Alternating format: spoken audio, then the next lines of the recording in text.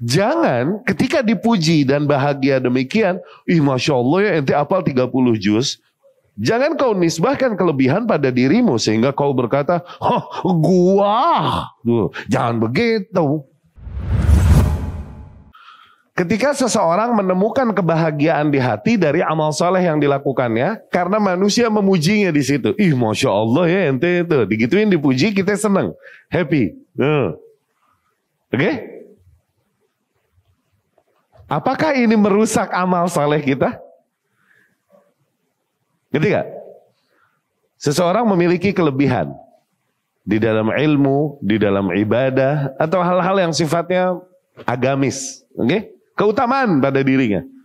Kemudian disanjung makhluk lain karena kelebihannya tersebut. Otomatis fitrah dia akan menemukan rasa bahagia karena pujian manusia di situ, ya gak? Bahagia gak dipuji? Bahagia dong. Ya gak fitrah? Apakah ini merusak amalan kita? Nah, itu pertanyaannya. Oke? Ditanyakan pada Rasul sallallahu alaihi wasallam.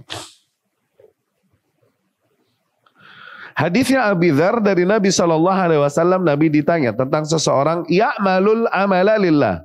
Seseorang yang beramal amalan bagi Allah Subhanahu wa taala minal khair. Dari amalan-amalan mulia.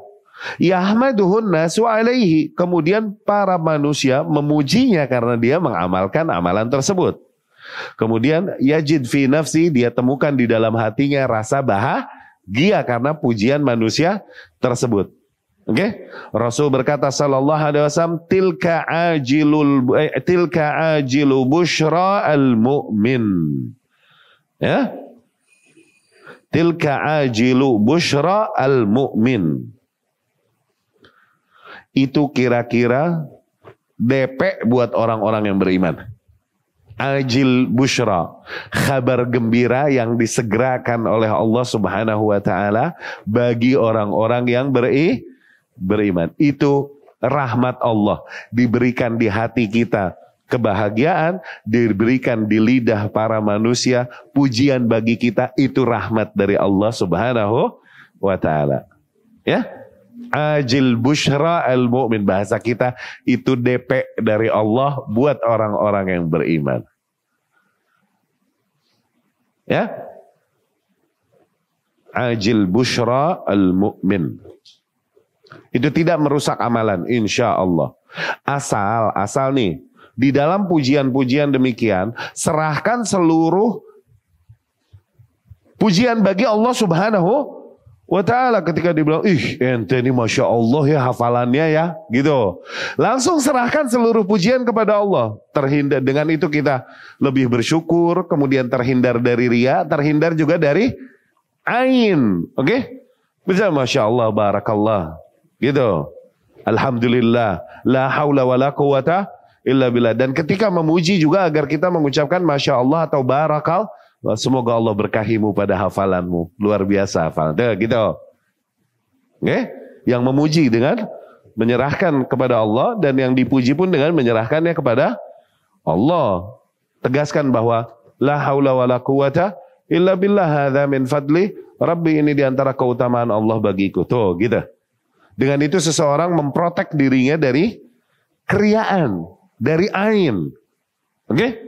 Jangan ketika dipuji dan bahagia demikian, Masya Allah ya ente hafal 30 juz. Jangan kau nisbahkan kelebihan pada dirimu sehingga kau berkata, gua. Jangan begitu.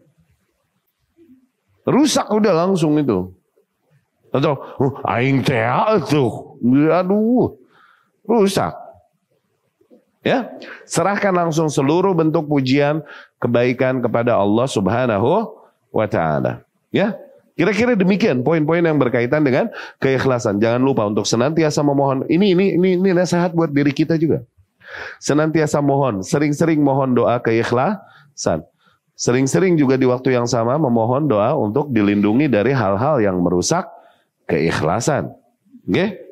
Kemudian janganlah kebutuhan-kebutuhan yang ada, yang kita butuhkan juga, dengan itu merusak apa yang kita lakukan dari bentuk ibadah kita. Gitu. Ya, jangan karena kebutuhan yang ada kita melanggar aturan main Allah Subhanahu wa ta'ala. Jangan. Ya.